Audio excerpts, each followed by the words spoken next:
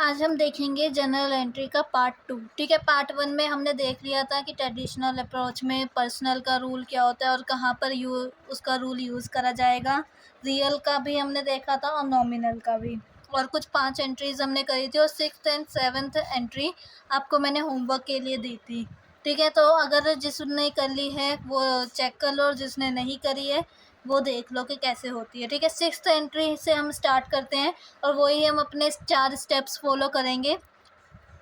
सबसे पहले हम एंट्री पढ़ेंगे, उसके बाद लिखेंगे इसके कौन कौन से अकाउंट यूज़ होंगे, उनका क्या क्या टाइप है और कौन कौन से उसमें रूल अप्लाई होंगे, और फिर 4th हमारा क्या है, हम जनरल एंट्री करेंगे। ठीक है, कौन कौन से 4 स्टेप्स हैं दोबारा रिपीट कर देती हूँ। सबसे पहले हम क्या करेंगे, फर्स्ट स्टेप है हमारा अकाउंट्स को आइडेंटिफाई करना कि एक लाइन में ये जो हमें ऊपर क्वेश्चन दे रखा है उसमें कौन कौन से अकाउंट्स हमारे यूज़ हो रहे हैं। फिर दूसरा स्टेप है हमारा कि उन अकाउंट्स का टाइप क्या है, किस टाइप के वो अकाउंट्स हैं और उनमें क्या रूल लग रहा है, वो थर्ड हो गया स्टेप। और 4th स्टेप हमारी फाइनल जनरल एंट्री। ठीक है, तो 6th वाला हमारा क्या कह रहा है, salary paid to salary paid to Anand को सैलरी पे करी है 8,000 रुपये। ये पेड है। ठीक है, मतलब ये 8,000 रुपये उसे दी थी पर उसकी सैलरी है कितनी, 10,000 रुपये। जिसका मीनिंग मैं आपको पहली वाली वीडियो में भी समझा चुकी हूँ, मैं अगेन समझा रही हूँ। जिसने फर्स्ट पार्ट नहीं देखा है वो फर्स्ट पार्ट देख लो, उसके बाद सेकंड वाला पार्ट देखना, तभी आपको अच्छे से समझ में आएगा। तो स्टार्ट करते हैं। पहला क्या है कि सैलरी पे करी है हमने। ठीक है, हमने बिज़नेस चालू करा था। फर्स्ट तो ये था कि हमने बिज़नेस चालू करा। बिज़नेस चालू करने के बाद हमने क्या ख़रीदा था, फर्नीचर। लोन लिया था क्योंकि हमारा कैपिटल कम पड़ रहा था। लोन लेने के बाद हमने फर्नीचर लिया। फर्नीचर लेने के बाद हमने गुड्स लिए। गुड्स लेने के बाद हमारा यहाँ पर क्या हुआ था, हमने फिर क्या परचेज़ किया, हमने वेजेस दी थी, है ना। गुड्स ले लिया। अब जो गुड्स बेचेंगे या कुछ भी हमारे लग रहा है बिजनेस में वर्कर्स, उनको हमने क्या दी, वेजेस दी। अब ये सैलरी हमने दी है आनंद को 8,000 रुपये, पर उसे रखा कितने में, तो 10,000 रुपये में, है ना। तो हम यहाँ पर क्या कहना चाहते हैं कि हमने उसे 10,000 रुपये में रखा था पर दी उसे 8,000 रुपये। 2,000 रुपये उसे नहीं दिए हमने, वो हमारे क्या हो गए, आउटस्टैंडिंग हो गए, कि ये हमें उसे पे करने पड़ेंगे। ये हमारी लाइबिलिटी है ना, कि ये हमें आज नहीं तो कल उसे पे करने पड़ेंगे, क्योंकि हमने उसे किस बात पे रखा था कि मैं तेरे को 10,000 रुपये दूंगा या दूंगी, तब वो आया था, है ना। तो हम यहाँ पर क्या लिखेंगे, सबसे पहला है हमारा अकाउंट्स को आइडेंटिफाई करना। उसके बाद दूसरा स्टेप का identify type, apply rule, third step. तो इसमें अकाउंट्स कौन कौन से यूज़ हो रहे हैं, एक तो उसे सैलरी एक्चुअल में दी, दूसरी किसको दी है, इसे दी है, और तीसरा क्या आएगा हमारे पास अकाउंट्स, कि ये जो 2,000 रुपये हमारी आउटस्टैंडिंग रह गई है ना। क्योंकि हम पीएनएल में जो होता है, पीएनएल हमारा होता है, उसमें हम क्या करते हैं, पूरी की पूरी क्या दिखाते हैं, एक्रूअल बेसिस पे हमारा बनता है ना। एक्रूअल बेसिस पे बनता है, तो एक्रूअल बेसिस हमारे क्या कहता है कि हमें उस साल का खर्चा पीएनएल में दिखाना ही दिखाना है, फिर चाहे वो प्रीपेड हो या आउटस्टैंडिंग हो, वो हमें वहाँ पर दिखाना है। बैलेंस शीट में हम प्रीपेड और आउटस्टैंडिंग को छांट देते हैं, है ना।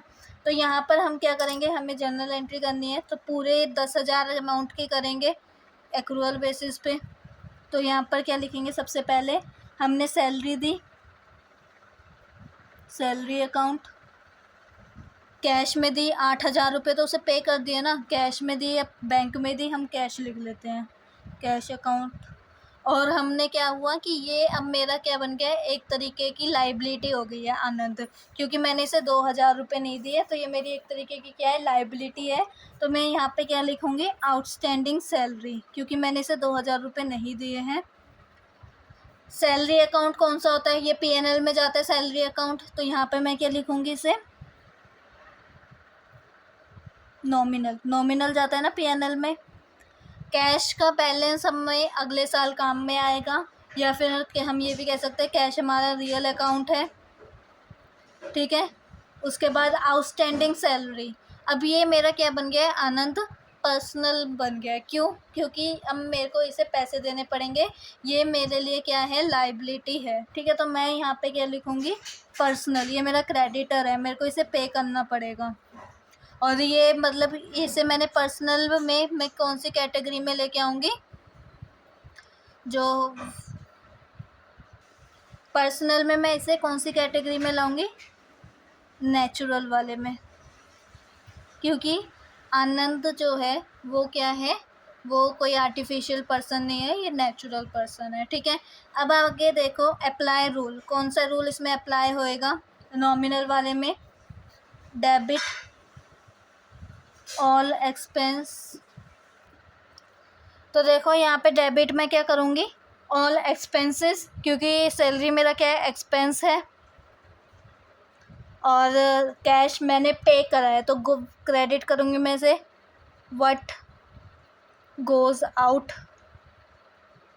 और ये देखो ये मेरा पर्सनल है, ये मेरी लाइबिलिटी बन गया, तो मैं इसे क्रेडिट करूँगी। ठीक है, क्रेडिट द गिवर, क्योंकि मेरे को इसे देना पड़ेगा एक टाइम पर। तो डेबिट में मैं क्या लिखूँगी, सैलरीज अकाउंट या फिर सैलरी अकाउंट। और उसके बाद to cash account, to outstanding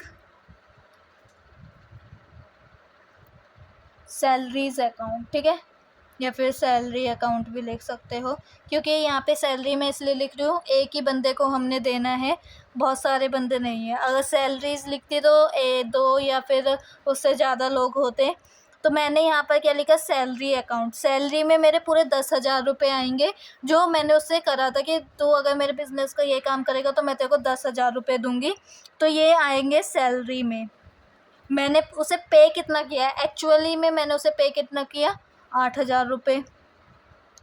तो कितना रह गया जो मेरे को उसे पे करना पड़ेगा, 2,000 रुपये। ठीक है, तो ये हमारी हो गई 6th जर्नल एंट्री। अब ये जिन जिन लोगों की सही थी उनके लिए बहुत अच्छी बात है, जिनकी सही नहीं थी वो समझ जाओ कि हमें क्या से करना है, दोबारा वरना वो सुन लो। ठीक है, रिपीट कर लो, सुन लो। ठीक है, अब आते 7th वाले पे। 7th वाला हमसे बोल रहे हैं स्टेशनरी परचेज़ करी, बहुत ईजी जर्नल एंट्री है इसकी, ऐसे भी याद है हमें, बट हमें क्या करना है, पूरा प्रॉपर स्टेप्स फॉलो करके करना है। तो हमने स्टेशनरी परचेज़ करी, अकाउंट को आइडेंटिफाई करते हैं। सबसे पहले क्या लिया हमने, स्टेशनरी।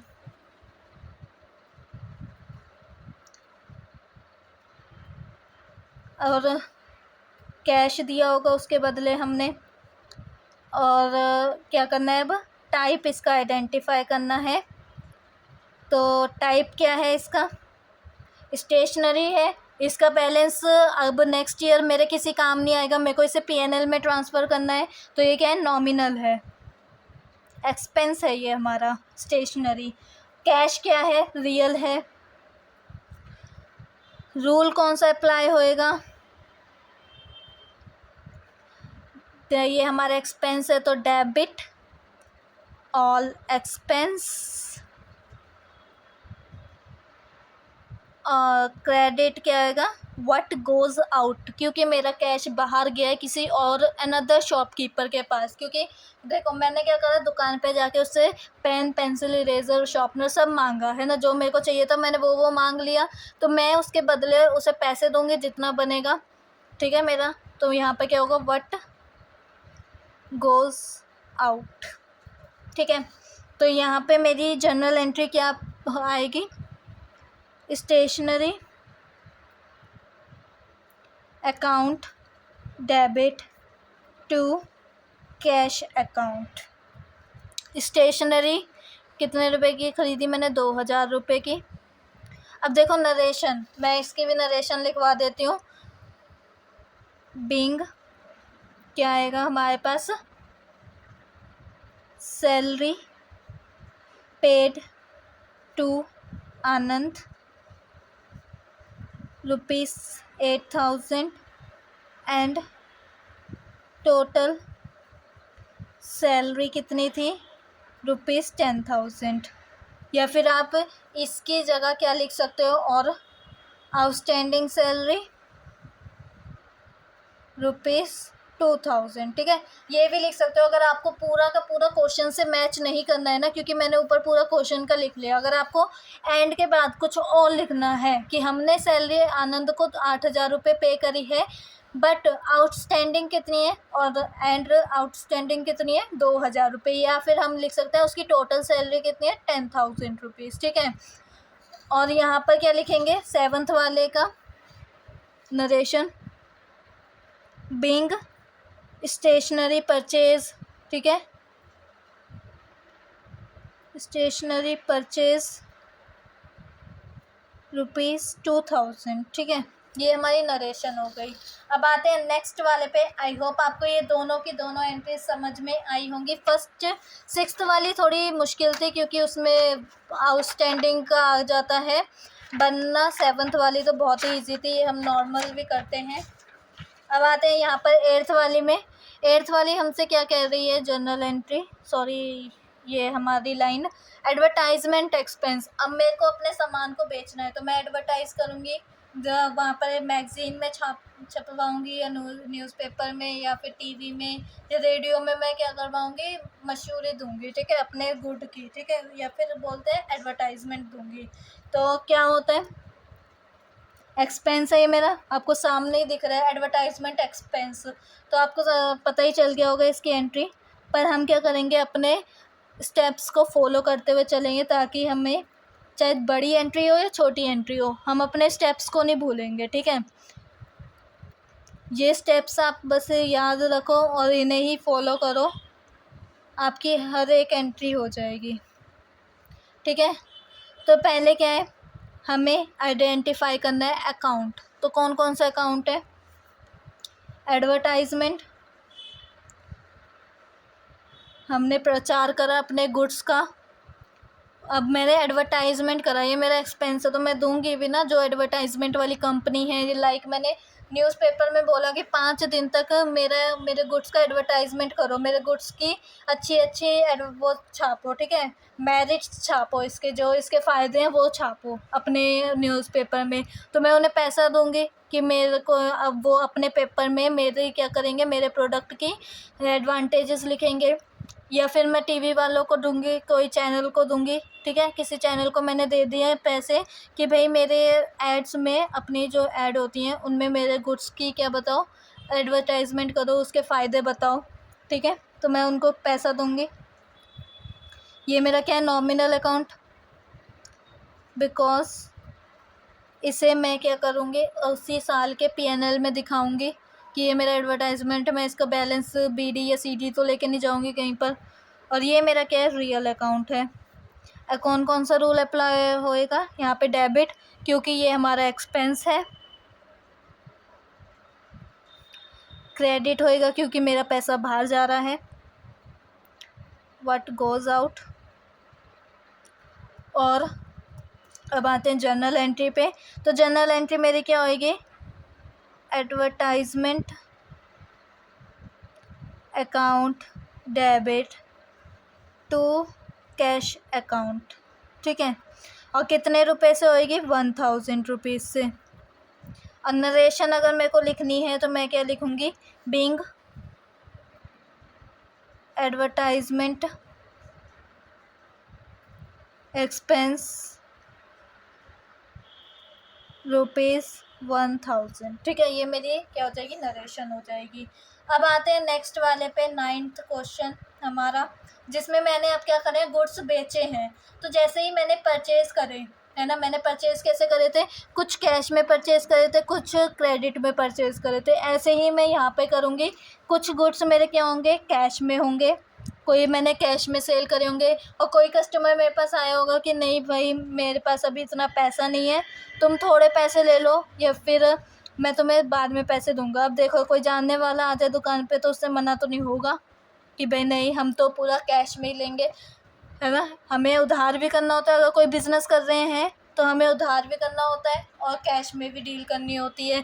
तो जहाँ से हमें पता होता है कि हाँ भाई हमें पैसा मिल जाएगा, वहाँ पर हम क्या करते हैं, क्रेडिट में दे देते हैं, ठीक है, उधारी में दे देते हैं। अब यहाँ पर हमने गुड्स सोल्ड करे हैं, कितने के, कैश वाले 18,000 रुपये के हैं, जिनके मेरे पास नगद पैसा आ गया। और ये मैंने अजिंक्य को दिए हैं 25,000 रुपीज़ के, ठीक है। मतलब अजिंक्य जहाँ पर लिखा होगा किसी व्यक्ति का अगर नाम लिखा जाए ना, या फिर किसी फर्म का नाम लिख जाए, तो इसका मतलब क्या होता है कि मैंने उसे क्रेडिट में भेजा है, उधारी पे भेजा है। क्योंकि यहाँ पर अगर कैश होगा तो आपको कैश दिखाई देगा, वरना कुछ भी नहीं दिखाई देगा। अगर क्रेडिट पे होगा तो आपको किसी व्यक्ति का नाम ज़रूर दिखाई दिया जाएगा, ठीक है। अगर कहीं पर भी नाम आ गया ना कि गुड्स सोल्ड टू अजिंक्य ₹25,000 इतना ही आ जाए, तो ये मतलब क्या हुआ, ये हमारा उधारी पे माल बेचा हुआ, ठीक है। क्योंकि हमने अगर कैश में बेचा होता तो मैं यहाँ पर कैश लिखती, वरना अजिंक्य का नाम नहीं आता, ठीक है। अगर किसी व्यक्ति का नाम आ जाता है तो वो उधारी पे होता है, कैश पे नहीं होता। और मनीष को मैंने 15,000 रुपये के बेचे, तो टोटल मेरे कितने हुए, 18 + 25 + 15, ठीक है। ये मेरे पास टोटल है ना। अभी दिखाती हूँ, मैं यहाँ पर लिख देती हूँ आपको। 18,000 रुपये के कैश आए मेरे पास, 25,000 रुपये का अजिंक्य को बेचे, और मनीष को 15,000 रुपये के। 5 5 10 18 2 3 4 5 58,000 रुपीज़ के मैंने क्या करे, टोटल गुड्स बेचे हैं। बट कुछ कैश में, कुछ क्रेडिट में। तो मैं यहाँ पर कैसे लिखूँगी, इसकी एंट्री कैसे करूँगी। जो कैश में आया है कैश अकाउंट, उधारी पे बेचा है तो वो मेरा क्या बन गया, डेटर बन गया। क्योंकि मैं वो मेरी एक एसेट है, मैं उससे कभी भी जाके उसके दरवाजे पे खड़े होकर बोल सकती हूँ कि भाई मेरे पैसे लाओ, क्योंकि उसने मेरे से गुड्स खरीदे हैं। अब उसके लिए तो मैं लायबिलिटी हूँ, पर मेरे लिए वो क्या है, अजिंक्य और मनीष क्या है, वो मेरे लिए वो हैं, डेटर्स हैं, वो मेरी एसेट्स हैं, कि मैं उनके घर पे जाके कभी भी बोल सकती हूँ कि मेरे को मेरे पैसों की ज़रूरत है और मेरे पैसे मेरे को वापस कर दो, ठीक है। जो तुमने मेरे से गुड्स खरीदे थे वो मेरे को वापस कर दो, उनके पैसे, मैं बस चला जाऊँगी। तो यहाँ पर क्या है, अजिंक्य इज़ माई डेटर, तो इसका अकाउंट बन जाएगा। ये नेचुरल पर्सन है और ये मनीष भी हमारा नेचुरल पर्सन है। और सेल्स अकाउंट, कैश मेरा क्या है, रियल है। अजिंक्य और मनीष ये दोनों के दोनों हमारे क्या हैं, पर्सनल है। और किस कैटेगरी में आता है पर्सनल की, नेचुरल वाले में। और सेल्स हमारी क्या है, बताओ। सेल्स हमारी नॉमिनल है, क्योंकि इसका बैलेंस अभी आ जाएगा, उसके बाद हम एसेट बैलेंस शीट में हम कभी भी सेल्स नहीं दिखाते। सेल्स हमारी कहाँ आती है, ट्रेडिंग अकाउंट में आती है। तो सेल्स हमारा क्या है, नॉमिनल है। अब अप्लाई रूल क्या करेंगे, कैश हमारे पास आया, हमने गुड्स बेचे और हमारे पास क्या आया, कैश आया। तो मैं यहाँ पर क्या लिखूँगी, debit what comes in, debit the, क्या आएगा मेरे पास, डेबिट, बताओ। डेबिट हमारे मेरे ये क्या है, डेटर है, मेरे को इनसे पैसा रिसीव होएगा, रिसीवर। और इधर भी डेबिट द रिसीवर। और क्रेडिट क्या आएगा, ये मेरी इनकम है ना। ये क्या है, इनकम है, कोई गेन नहीं हो रहा। मैं तो यहाँ पर गुड्स की ट्रेडिंग कर रही हूँ ना, तो ये मेरे लिए कोई गेन नहीं है। मैं एक आधी बार कोई बेच नहीं रही, मेरा ट्रेड ही यही है कि मैं गुड्स को ख़रीदती हूँ और बेचती हूँ। तो ये मेरे लिए इनकम है। और इनकम, अब देखो इसकी जर्नल एंट्री क्या होगी, डेबिट व्हाट कम्स इन, मतलब कैश अकाउंट, डेबिट। और Ajinkya account debit, Manish account debit to sales account, ठीक है। तो ये मेरा क्या हुआ, cash account debit, Ajinkya account debit, Manish account debit to sale, ठीक है। इसमें मैं अब कैश में कितना लिखूँगी, 18,000 रुपये, क्योंकि मेरे को कैश तो 18,000 रुपये मिला है। अजिंक्य ने कितने रुपए के गुड्स मेरे से खरीदे, 25,000 रुपये के, तो मैं यहाँ पर 25,000 रुपये लिख दूँगी। मनीष ने 15,000 रुपये के, तो मैं यहाँ पे 15 लिख दूँगी।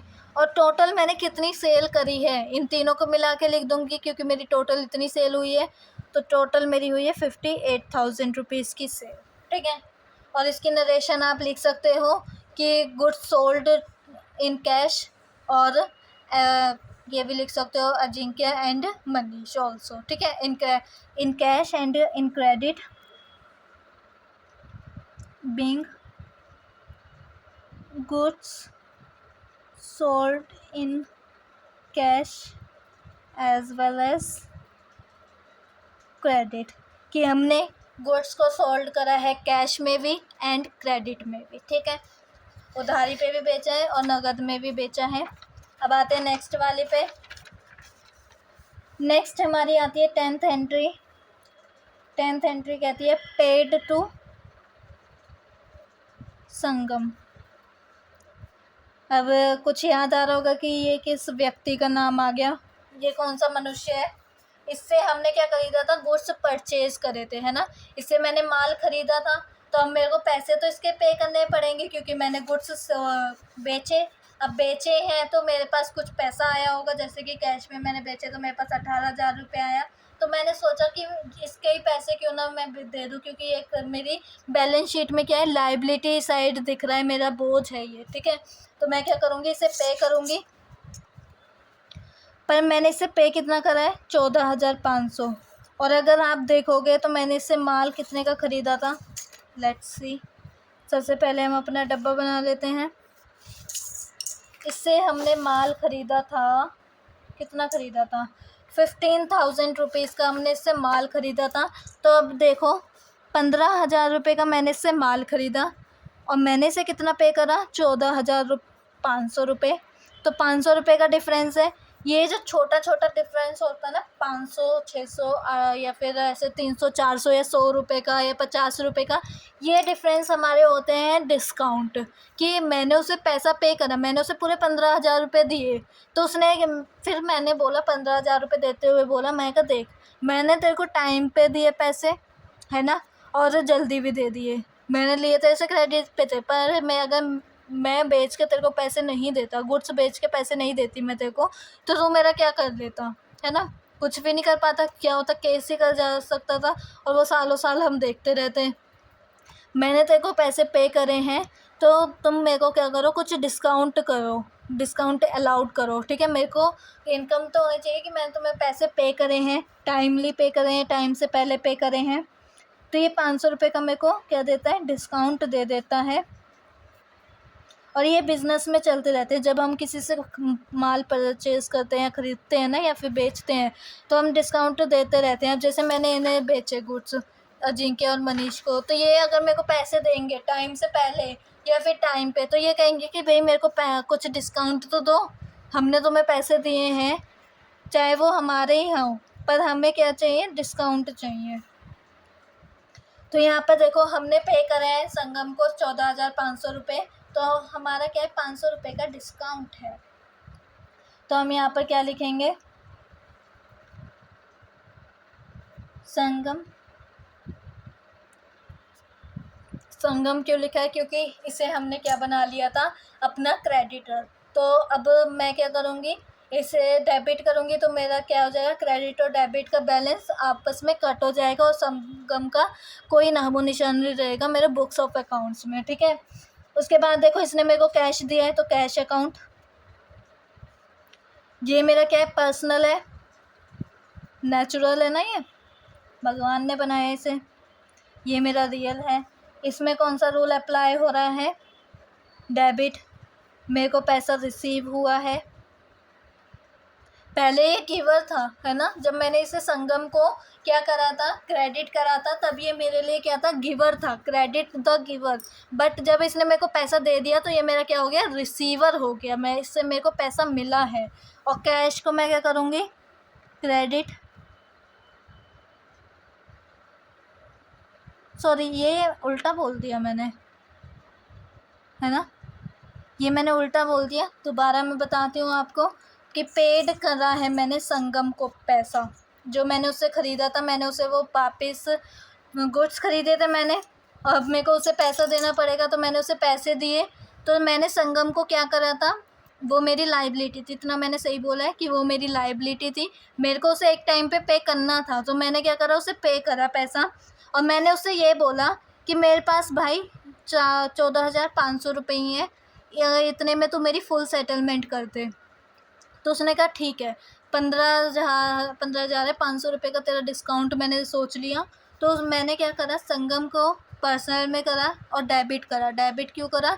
बिकॉज मैंने उस टाइम पे जब मैंने परचेज़ करा था तब मैंने उसे क्रेडिट करा था, क्योंकि वो मेरी लायबिलिटी थी। अब मैंने डेबिट कर दिया तो क्रेडिट और डेबिट आपस में कट गए और क्या हुआ, मेरे बुक्स ऑफ अकाउंट्स में कोई संगम नाम का व्यक्ति नहीं दिखाई देगा।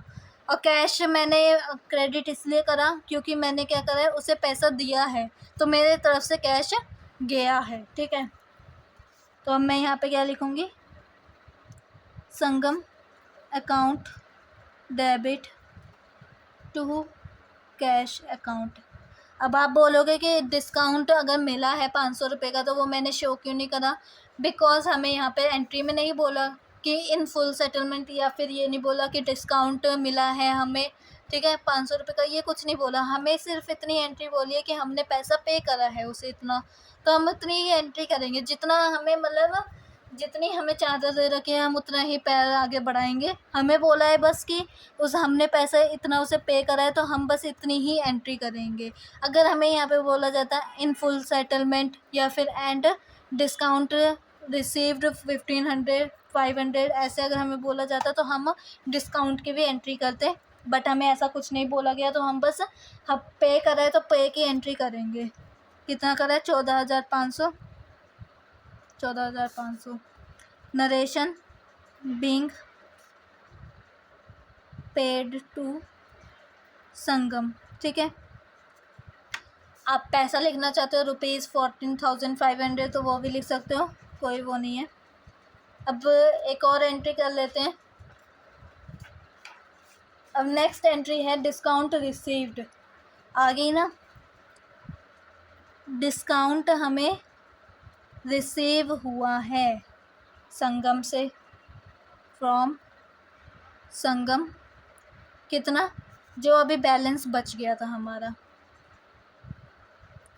डिस्काउंट हमें रिसीव हुआ है संगम से, जो हमारा बैलेंस बच गया था। 500 रुपये का मेरा बैलेंस बच गया था, तो वही हम यहाँ पर करेंगे, क्योंकि अभी मेरी बुक्स ऑफ अकाउंट्स में क्या है, 500 रुपये से संगम क्रेडिट है ना, 500 रुपये से क्रेडिट है। अगर मैं आपको बैलेंस शीट का एक एक्सट्रैक्ट बना के दिखाऊँ, एक हल्का सा व्यू दिखाऊँ बैलेंस शीट का, तो मेरी बैलेंस शीट कुछ ऐसी दिख रही होगी, जहाँ पर ये क्रेडिटर्स के अंदर ये जो संगम है ना, ये नाच रहा होगा 500 रुपये में, मतलब 500 रुपये से नाच रहा होगा कि मेरे 500 रुपये रहते हैं, अभी मेरे 500 रुपये रहते हैं, तुमने 14,500 ही रुपये दिए हैं। अब मेरा तो यहाँ पे 15,000 रुपये का बैलेंस था, 14,500 दिए हैं, तो 500 रुपये से तो वो नाच रहा होगा ना, तो उसे हमने क्या करना है, उसे उठा के फेंक देना है कि भाई यहाँ पर कोई बार बूर नहीं खुल रहा जो तुम यहाँ पर नाच रहे हो। ठीक है, तो मैं यहाँ पर क्या कर दूँगी, उसे बाहर निकाल दूँगी बुक्स ऑफ अकाउंट से। यहाँ पे मैं लिखूँगी identify accounts, identify type, apply rule. मेरा कौन सा अकाउंट्स यहाँ पे यूज़ हो रहा है, डिस्काउंट वाला और संगम का, है ना, दोनों हो रहे हैं यूज़, क्योंकि यहाँ पर एक तो संगम यहाँ पे बैलेंस शीट में मेरे कूद रहा है, मेरी क्या दिखा रहा है, परफॉर्मेंस को बेकार दिखा रहा है कि मेरे पास अभी भी 500 रुपये की लाइबिलिटी है। ठीक है, फ़र्क पड़ता है अगर बैलेंस शीट में लाइबिलिटी हमारी ज़्यादा होती है, तो यहाँ पर मैं क्या करूँगी, उसे क्या कर दूँगी कि भाई तेरे को 14,500 रुपये मिल गए ना, और मैंने तेरे को पैसे दे दिए, पूरे दिए, और ऐसे कोई लारे नहीं लगाए कि हाँ तेरे को अगले महीने दूंगा या अभी मेरे पास कोई सेल नहीं हुई। जैसी मेरी सेल हुई मैंने तेरे को पैसे दे दिए, तो 500 रुपये का तो मेरे को डिस्काउंट दे दे। उसने क्या, चल ठीक है भाई दे देता हूँ तेरे को डिस्काउंट, और हमने क्या करा फिर, संगम को डेबिट कर दिया, क्योंकि यहाँ पर ये क्रेडिट है। लाइबिलिटी का जो होता है हमारे पास, ये लाइबिलिटी साइड ही हमारी क्रेडिट होती है, तो हमने यहाँ पे क्या करा, संगम को डेबिट करेंगे, और डिस्काउंट हमें रिसीव्ड हुआ है, हमें इनकम हुई है, तो हम यहाँ पे क्या लिखेंगे, पहले ये टाइप कौन सा है, पर्सनल, नेचुरल है ना, और ये क्या है, इसका बैलेंस नहीं जाएगा कहीं पर भी, ट्रांसफ़र होएगा ये पीएनएल में, तो ये नॉमिनल है। अब यहाँ पर अगर देखोगे तो कौन सा रूल अप्लाई होएगा, डेबिट द रिसीवर, या फिर आप यहाँ पर लिख सकते हो कैंसल कर रहे हैं हम, क्या कर रहे हैं, कैंसिल कर रहे हैं। ये जो यहाँ पे नाच रहा है इसे यहाँ पर से क्या हटा रहे हैं। और यहाँ पे क्रेडिट में क्या लिख सकते हो, ऑल गेन। इनकम क्यों नहीं लिखेंगे, क्योंकि हम यहाँ पर भाई उसमें डिस्काउंट में ट्रेड थोड़ी ना करते हैं, हम कोई डिस्काउंट का बिजनेस कर रहे हैं नहीं। ये तो हमने ट्रांजैक्शन करी और उसमें मेरे को डिस्काउंट मिल गया, तो मेरी क्या हो गई यहाँ पर, गेन हो गया, मेरे को फ़ायदा हो गया। इसलिए मैंने क्या लिखा है, क्रेडिट ऑल गेन। तो मैं यहाँ पे एंट्री करती हूँ, Sangam account debit to discount received. कितना, 500 रुपीज़, 500 रुपीज़। और अगर आपको नरेशन लिखनी है तो लिख देना ये discount received from Sangam for balance. ठीक है। और अब आते हैं नेक्स्ट वाले पे, 12th एंट्री अपनी। अब देखो मेरी 12th एंट्री क्या है कि मेरे को रिसीव हुए हैं पैसा अजिंक्य से 22,000 रुपीज़। इसका मेरा क्या है, रिसीव हुए मतलब कि ये देखो मैंने इसे क्या करा था, सामान बेचा था 25,000 रुपये का और इसने मेरे को 22,000 रुपये दिए हैं। तो बैलेंस कितना रह गया, 25,000 में से 22,000 माइनस करोगे 3,000 रुपये का बैलेंस रह गया। अब इतने ज़्यादा अमाउंट का मैं इसे डिस्काउंट तो दे नहीं सकती है ना। अब 3,000 रुपये का अगर मैं डिस्काउंट दे दूँगी, अभी तो मेरा बिज़नेस चालू हुआ है और मैं उसे इतना ही घाटा पहुँचाऊँ, हर एक ट्रेडर को 3,000 रुपये का या 4,000 रुपये का डिस्काउंट देने लगी तो मेरा बिज़नेस तो डूब लिया। इसलिए ये क्या है, इतने बड़े बड़े अमाउंट के हम डिस्काउंट नहीं देते हैं। अगर रिसीव हुआ है डिस्काउंट तब हम कह सकते हैं, पर हम अपने आप अपनी कंपनी को लॉस नहीं करेंगे। तो यहाँ पे क्या होएगा, identify account, identify type, apply rule. ठीक है। तो यहाँ पर हमारे पास क्या क्या आएगा, कैश मिला हमें, चलो अच्छी बात है। अब हमने मान लिया कि उसने बस ओनली 22,000 रुपीज़ ही दिए हैं, इसका मतलब अब वो क्या हो गया, इंसॉल्वेंट हो गया, उसकी नैया डूब गई और वो हमें लग नहीं रहा है, हमने ये माना कि हमें वो लग नहीं रहा है कि वो हमें पैसा और देगा मेरे 3,000 रुपये। तो मैं इसे बैड डेप्ट कहूँगी। बैड डेप्ट का मतलब क्या हुआ कि अब हमें इससे कोई उम्मीद नहीं है कि हमें हमारा पैसा वापस मिलेगा या नहीं। ठीक है। अब हमें इससे क्या उम्मीद है कि ये हमें पैसा नहीं देने वाला, जो हमारे 3,000 रुपये रह गए हैं ये हमारा पैसा डूब गया। ठीक है। जितना कैश मिला ठीक है, 22,000 रुपये हमें कैश मिल गया, पर बैड डेप्ट क्या हुआ कि 3,000 रुपये का, इतना ज़्यादा अमाउंट का मैं इसे डिस्काउंट तो दे नहीं सकती। तो इसे मैंने क्या बोला, बैड डेप्ट कि ये मेरा पैसा डूब गया, ये मेरे को नहीं लग रहा कि मेरे को ये पैसा मेरा वापस मिलेगा। और किससे मिला ये मेरे को, अजिंक्य से। इसे मैंने क्या बनाया था, अपना रिसीवर, मतलब ये मेरा क्या है, डेटर। तो इसको उल्टा करने के लिए मैं क्रेडिट करूँगी। पहले इसे करते हैं, ये मेरा क्या है, रियल। ये भी मेरा बैड डेप्ट है, मतलब कि इसे मैं अगले साल नहीं दिखाऊंगी अपनी बैलेंस शीट में, ये ट्रांसफ़र होता है पीएनएल में। और ये क्या है, मेरा पर्सनल।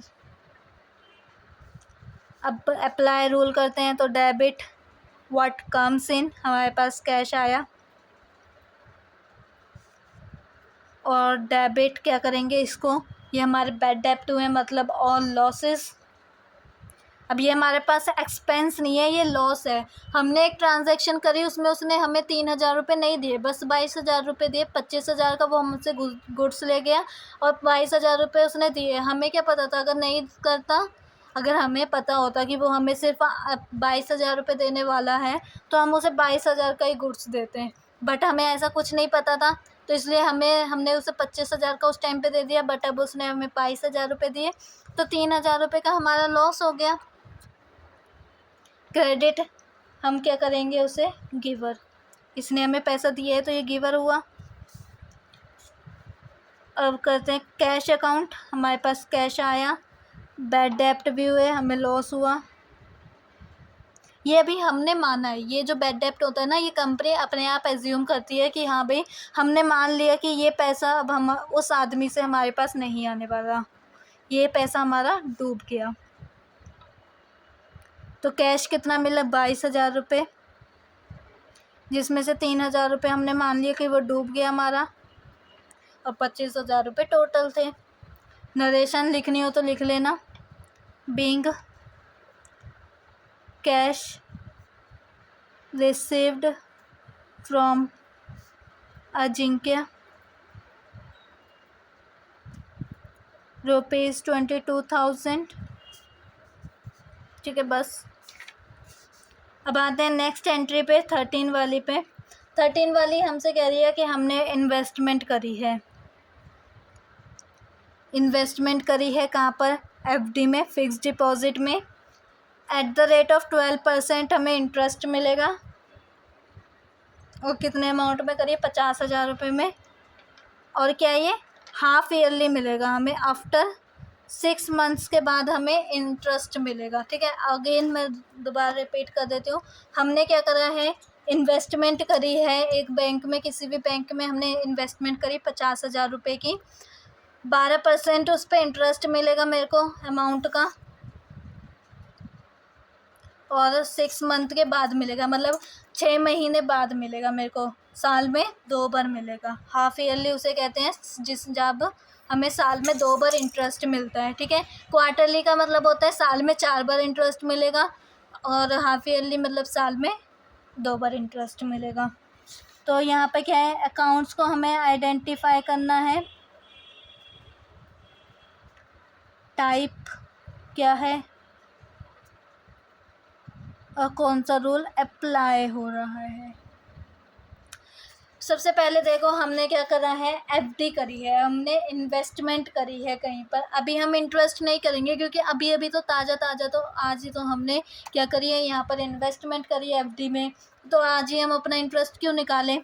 तो हम यहाँ पर क्या करेंगे? सीधा लिखेंगे एफडी फिक्स्ड डिपॉजिट करा है हमने। और कैश से करा होगा या बैंक से करा होगा, तो मैं अभी कैश ही लिख रही हूँ। ठीक है, मैंने फिक्स डिपॉजिट करा, मतलब मैं 50,000 रुपये अपने बैग में लेके गई या पर्स में लेके गई, और बैंक में जाके बोला कि 50,000 रुपये की मेरी क्या कर दो? एफडी कर दो। ठीक है, उसके बाद देखो टाइप क्या हुआ फिक्स डिपॉजिट का? It is my asset. ठीक है, ये हमारी क्या हो गई? एसेट हो गई। और इसे हम क्या कर सकते हैं? पर्सनल में भी शो कर सकते हैं, बिकॉज ये मेरा पर्सनल है। एफडी इज़ माई पर्सनल, मैं इसे कभी भी निकलवा सकती हूँ। और जब ये मैच्योर हो जाएगी, जिस डेट को, जितने ईयर की होगी ये एफडी, उतने ईयर के बाद ये जब मैच्योर हो जाएगी, तब मैं इसे पूरा निकाल भी सकती हूँ। मेरे को 50,000 तो मिलेंगे, और सालों का, जितने सालों की एफडी होगी उतने सालों की इंटरेस्ट भी मिलेगा। कितने रेट पे? 12% पे। ठीक है, 6 महीने का। और कैश क्या होता है? रियल होता है। अब यहाँ पर देखो कौन सा रूल अप्लाई होएगा। ये मेरा क्या है? आर्टिफिशियल है। आर्टिफिशियल क्यों है? This is not made by God. ठीक है, FD is not made by God, ये हम इंसानों ने ही बनाई है। ठीक है, तो यहाँ पर हम क्या लिखेंगे? रूल कौन सा होगा? Debit the debtor. ये मेरा क्या हो गया? एक तरीके का डेटर हो गया। इसे हम बैलेंस शीट में एसेट साइड शो करेंगे फिक्स्ड एसेट के नाम से। क्रेडिट साइड क्या लिखेंगे हम? यहाँ पर हमारे यहाँ से क्या गया? कैश गया, व्हाट गोज़ आउट। ठीक है, उसके बाद यहाँ पर देखो हम क्या एंट्री करेंगे?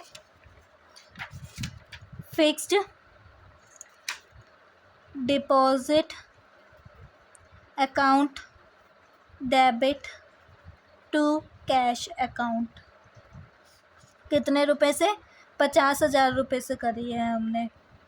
ठीक है, और बीइंग क्या लिख देंगे हम? Investment in FD at the rate 12% to 50,000 after 6 month. ठीक है, ये हम पूरी लिख देंगे, लाइन एज इट इज़। ठीक है, जब हमें क्या होता है, पैराग्राफ में दिया होता है ना, तब हमारे लिए नरेशन लिखना मुश्किल होता है, वरना ऐसी लाइंस में तो नरेशन हम वही उठा के लिख देते हैं। अब आते हैं 14 वाली पे। 14 वाला क्या कहता है हमसे? Interest paid. पे करा है हमने इंटरेस्ट। ठीक है, किस पे करा है? Interest paid ₹6,000। हमने क्या करा है? इंटरेस्ट पे करा है। अब भाई हमने क्यों पे करा है इंटरेस्ट? अब याद करो, सेकंड वाली एंट्री में हमने क्या करा था? लोन लिया था, है ना। सेकंड वाली एंट्री में हमने लोन लिया था तो उसका इंटरेस्ट तो हमें देना पड़ेगा, तो देते हैं हम। अब उस पर इंटरेस्ट कितना था, याद करो कि जो हमने सेकंड एंट्री करी थी उस पर इंटरेस्ट कितना था। जल्दी से कमेंट सेक्शन में लिख दो कि उस पर इंटरेस्ट कितना था भाइयों और बहनों। हम यहाँ पे डब्बे बना लेते हैं अपने, कुछ ज़्यादा ही बड़े बड़े बन गए। एंड उस पर इंटरेस्ट भी हमें देखना पड़ेगा। कमेंट करो जल्दी से, बताओ इस पे इंटरेस्ट कितना था। हमने इंटरेस्ट पे करा है 6000 रुपीज़। सबसे पहले तो हमें पता होना चाहिए हमने 1,00,000 रुपये का क्या करा है। 1,00,000 रुपये हमने लोन लिया था, 1,00,000 रुपये का लोन लिया था जिस पे 8% इंटरेस्ट था, पूरे साल का लगा रहे हैं तो हमारा क्या बन रहा है 8,000 रुपये बन रहे हैं, जिसमें से हमने पे कितना करा है बस अभी 6,000 रुपीज़। तो मेरे पास कितना है आउटस्टैंडिंग 2,000 रुपये बच गया। इस माई लाइबिलिटी, ये मेरी लाइबिलिटी है कि मैंने उसे 2,000 रुपये पे नहीं किया। तो हम यहाँ पर क्या लिखेंगे, identify account, identify type, apply rule. ठीक है, तो अकाउंट्स कौन कौन से यहाँ पर आएंगे, एक तो इंटरेस्ट, दूसरा हमने उसे कैश पे किया 6,000 रुपये का, और तीसरा हमारा क्या है ये 2,000 रुपये का आउटस्टैंडिंग जो हमने उसे पे नहीं करा है। ठीक है, तो ये हम यहाँ पर क्या लिखेंगे, interest account, this is my nominal because it show in the P&L account. ठीक है, इसका हम ट्रांसफ़र करते हैं, कोई बैलेंस CD BD नहीं लेके आते।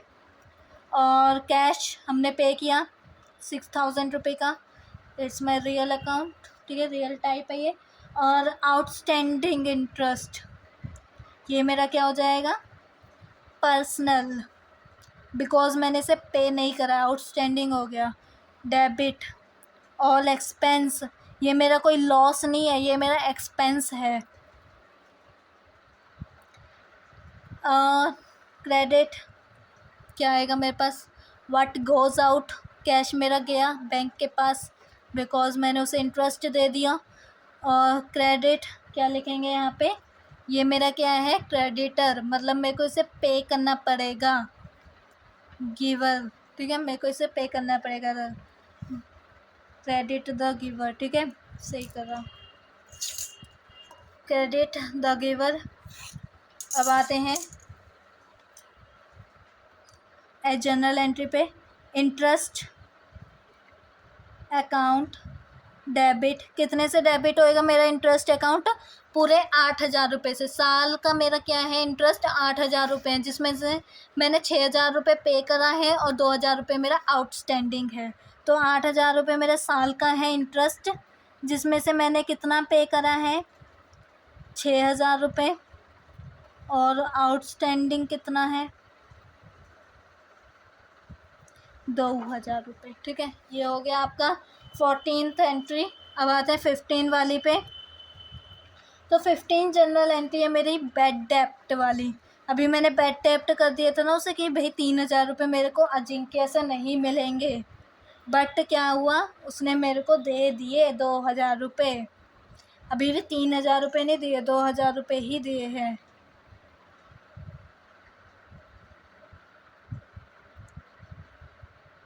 क्या हुआ है, बैड डेप्ट रिकवर। हमने जिसे सोचा था कि ये हमारे बैड डेप्ट हो जाएंगे, ये यहाँ पर हमें ये वाला पैसा हमें नहीं मिलेगा, बट क्या करा अजिंक्य ने, जादू कर दिया, चमत्कार कर दिया, उसने हमें 2,000 रुपये दे दिए, पर अभी भी 1,000 रुपये नहीं दिए। तो हम यहाँ पर क्या करेंगे, बस सिंपल इतनी ही एंट्री करेंगे कि हमें उससे 2,000 रुपये मिले हैं। 1,000 रुपये को अभी भी हम बैड डेप्ट में ही रखेंगे। ठीक है, बिकॉज़ इतना 1,000 रुपये का भी हम डिस्काउंट नहीं दे सकते हैं। तो इतना भारी भरकम डिस्काउंट देने लग पड़े ना तो सारे के सारे कस्टमर हमसे ही ख़रीद के जाएंगे और हमारी कंपनी क्या हो जाएगी, शट डाउन, बिकॉज़ इतना ज़्यादा लॉस होएगा हमें फिर, अगर हमने हर एक कस्टमर को इतना बड़ा बड़ा क्या दे दिया, डिस्काउंट दे दिया। अकाउंट्स को आइडेंटिफाई करना है, उसके टाइप को आइडेंटिफाई करना है, और फिर अप्लाई करना है रूल। तो क्या है मेरे पास अकाउंट्स, पहले मैंने सोचा वो बैड डेप्ट हो जाएंगे, पर क्या हुआ, वो रिकवर हो गए।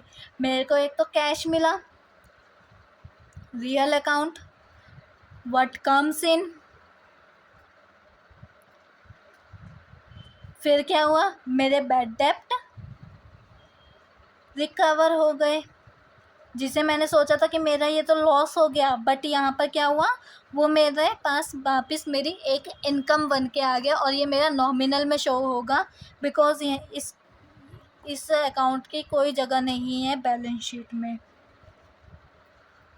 क्रेडिट और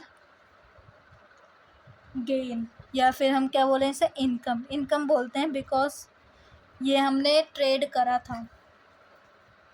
cash account debit to bad डेप्ट रिकवर अकाउंट, कितना, 2000 रुपये।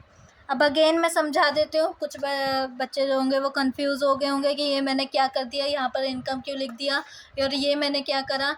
तो थोड़ा डिटेल में आइडेंटिफाई करें अकाउंट जिसमें से कैश हमारे पास आया, बैड डेप्ट मेरे रिकवर हो गए, बिकॉज मैंने यहाँ पर देखो पीएनएल में, ये जो मेरा होगा पीएनएल, इसमें मैंने यहाँ पे बैड डेप्ट दिखा दिए थे 3000 रुपये के। अब मैं यहाँ पर से इसे कैंसिल करके अमाउंट को 1000 रुपये तो लिखूँगी नहीं, तो मैंने क्या कर दिया, इसे कट करने के लिए 2000 रुपये को, 3000 रुपये में से 2000 कट करने के लिए मैंने इस साइड, ये हमारा एक्सपेंस साइड होता है और ये मेरा इनकम साइड होता है, तो मैंने इनकम साइड क्या कर दिया, बैड डेप्ट रिकवर के नाम से एक अकाउंट बनाया और वहाँ पे 2000 रुपये लिख दिए। तो मेरा नेट इफ़ेक्ट अगर आप देखोगे तो क्या आएगा, 1000 रुपये आएगा, ठीक है, जो मेरा आउटस्टैंडिंग है, ठीक है, बैड डेप्ट है अजिंक्य के पास। अब देखो ये हमारी लास्ट एंट्री होगी। अब हम क्या देंगे आपको, 2 एंट्रीज़ इन होमवर्क, ठीक है।